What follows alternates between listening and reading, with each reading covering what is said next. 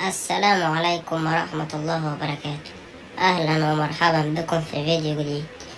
منذ ساعات قليلة خرج صاحب مطعم صبحي كابر الجديد وهو بيبكي وبيقول إن المطعم بتاعه ولع وإن النيابة بتحقق دلوقتي، والصحفيين بيسألوه إن المعلم صبحي كابر ليه يد في الموضوع، قال لهم إن هو ما يعرفش حاجة والنيابة هتجيب له حقه. بالغلط هو ده الاكيد، بس هل في شكوك تجاهه؟